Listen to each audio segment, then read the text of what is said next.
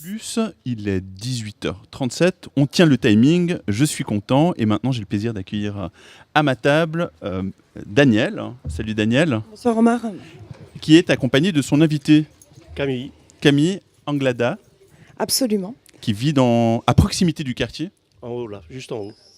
Derrière Trop bien, nous. juste derrière nous. Très bien. Alors, lundi 13 juin, vous partez en mission au Vallon pour Caravane Plus. Vous avez rendez-vous à l'ancienne gare du funiculaire avec un pied noir d'Algérie et du Vallon.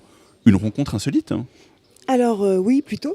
Depuis 50 ans, le Vallon est le port d'attache de Camille Anglada et nous irons ce soir à sa rencontre. C'est un amoureux du Vallon. Installé au chemin du Calvaire depuis 1963, ce quartier n'a plus de secret pour lui et tout commença le 24 janvier lorsqu'il entendit pour la première fois retentir sur l'esplanade de Sauvablin. 30 secondes. 15 secondes. Ah, du deux tours. Dis donc. 5, Celle de gauche. 4, 3, 2, 1. Alors, 23 salves tirées chaque année pour commémorer l'indépendance vaudoise qui ont piqué sa curiosité et lui ont donné envie de découvrir les environs. Bonsoir Camille. Bonsoir. Vous quittez l'Algérie en 1962 et vous travaillez dans l'aviation comme motoriste. La guerre vous conduit à changer vos plans de vol et vous atterrissez chez votre cousin à Montaix, en Valais. Après quelques mois, un vol spécial vous conduit à Lausanne, au chemin du Calvaire, votre dernière destination. La région ne vous permet plus de voler, mais vous invite à la marche. Et pour l'anecdote, c'est grâce aux balades avec vos enfants et votre chien que ce quartier est devenu votre jardin préféré de Lausanne. Quelles sont vos places préférées au Vallon ? Déjà celle où on y est, hein, parce qu'elle est le lieu d'où on peut partir faire des promenades extraordinaires ou dans la vieille ville de Lausanne, le marché par exemple, ou remonter un peu plus et partir dans les bois de Sauvablin, longer les bords du Flon, monter sur la petite place où il y a eu les coups de canon, d'où on a une vue panoramique. Et aujourd'hui, encore mieux maintenant, on peut monter jusqu'à la tour de Sauvablin, où il y a un 360 degrés de panoramique, où on voit toute la région. C'est un coin magnifique. Et vous avez un souvenir extraordinaire aussi de l'actuelle place du Vallon. Ah, ça c'est beaucoup plus vieux. Ça, c'est dans les années 70, 75. Mon fils aîné a appris à nager dans ce qu'on appelait la buanderie. Donc, c'était un endroit où les gens de Lausanne qui habitaient dans le quartier et dans les quartiers qui sont au-dessous de la barre, dans des maisons où il n'y avait pas de salle de bain, il y avait peut-être un lavabo, la cuisine et c'est tout. C'était assez spartiate et les gens étaient quand même propres, ils venaient se laver, ils venaient prendre des douches moyennant quelques sous, pas grand-chose.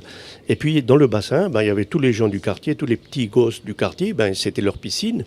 Et c'est là que j'ai appris à mon fils aîné, qui a maintenant 51 ans, à nager. À nager.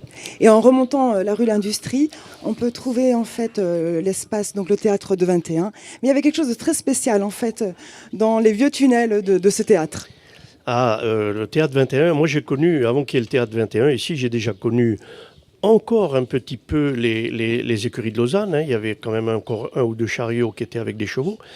Et puis après, et surtout, le soir, quand le soleil est sombre, tout ça, quand le temps était un peu lourd, on avait des relents de fromage. Pourquoi ? Parce que ici, derrière nous, là, dans la colline qu'on voit, qui est encore refleurie, il y a des grandes caves à fromage qu'on ne voit plus, qui sont fermées maintenant. Je ne sais pas si on peut y accéder.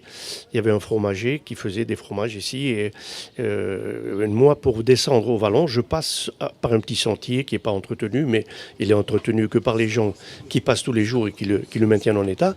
Pour aller chez moi depuis ici, je passe sur ces caves à fromage. Donc le Vallon reste en fait un lieu magique et plein de souvenirs. Demain, on vous nomme promoteur immobilier. Comment est-ce que vous pourriez vendre ce quartier ? D'abord, c'est des habitants de ce quartier. Tous se connaissent, hein. On ne vit pas en autarcie, mais on se connaît tous, plus ou moins. Moi, j'y viens moins depuis quelques années, pour des raisons personnelles, mais les gens ici se connaissent. Vous avez des artisans qui sont des artisans compétents. J'ai par exemple amené mon petit-fils visiter le carrossier qui est un peu plus loin, là sur ma gauche, qui répare des voitures. Et j'ai montré à mon petit-fils que c'est qu'une voiture accidentée et dans les mains de ces gens-là, comment elle peut ressortir. Alors on ne sait pas qu'elle a été accidentée. Et puis vous avez en face de nous la carrosserie du Vallon, c'est pareil, c'est des artisans.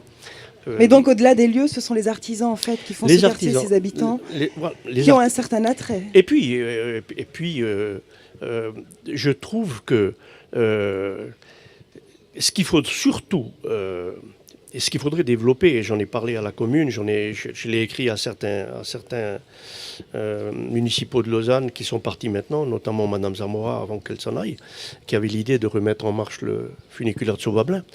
On est un peu enclavé, c'est un cul-de-sac le Vallon.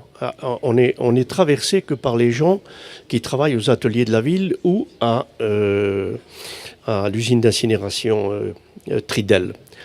Et puis les courageux de la Sala qui vont au marché, ils descendent à pied en descendant le chemin du Vallon. Il y a ici un potentiel à exploiter et aussi une liaison plus facile que le chemin du Calvaire. Il s'appelle, je ne sais pas pourquoi, le chemin du Calvaire, mais les gens qui le montent, quand ils arrivent en haut, ils sentent leur mollet s'ils n'ont pas l'habitude de faire un peu de montagne.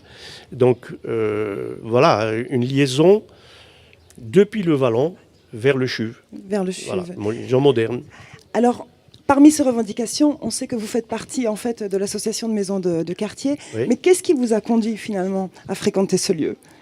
Le lieu ou bien l'association? L'association. L'association, quand j'ai appris qu'elle existait, je m'y suis inscrit parce qu'il y a des gens qui ont à cœur justement de développer ce quartier. Et ce quartier, vous avez qu'à regarder autour de nous, il est abandonné par la municipalité de Lausanne, il n'y a rien. Semi-abandonné, on va dire. Semi, maintenant ça commence à bouger. Ah, ça bouge. Alors vous avez la friche de l'usine d'incinération. Là, au départ, il était prévu de faire des immeubles parce qu'on a besoin d'habitation. Et puis des immeubles à loyer modéré parce que si vous faites ici des immeubles de grand standing, personne n'y viendra de toute façon. Nous, ce que nous voulons, c'est essayer de améliorer la vie du Vallon en y amenant encore des gens à venir habiter ici. Ça développera peut-être encore une petite épicerie ou un petit commerce. Il y en a déjà, mais peut-être que ça vivra plus. Et vous avez un dernier rêve concernant ce quartier. Lequel est-il? Ça concerne le funiculaire. Ah oui, le funiculaire. Le funiculaire Moi, il me semble que je le connais, hein. J'ai fait toute la ligne du funiculaire, je suis monté sur le viaduc qui persiste avec mes enfants, on a traversé tout le tunnel avant qu'il soit cimenté pour pas que les gens y rentrent. Et moi je pense que peut-être pas garder le funiculaire comme il était avant, mais faire une liaison moderne. Mais le remettre en route en fait. Voilà, remettre une liaison, peut-être funiculaire ou bien téléphérique, un truc comme ça, ça amènerait du monde comme ça en amenait avant. Et voilà, ça redonnerait vie au quartier. Et je pense que, voilà, on peut creuser la question et je donne l'information à nos autorités si elles veulent bien nous écouter. Merci beaucoup, Monsieur Anglada. Je vous en prie. Et c'est moi qui vous remercie, Daniel et Monsieur Anglada, pour cette interview. Et je pense qu'il faut des rêves. Il faut toujours des rêves. Et les utopies nous amènent vers le mieux. Et maintenant, je vous propose d'écouter un solo d'un batteur qui jouera vendredi 24 à la place du Vallon avec Manuel Troller et Louis Schild. Il s'appelle Julian Sartorius.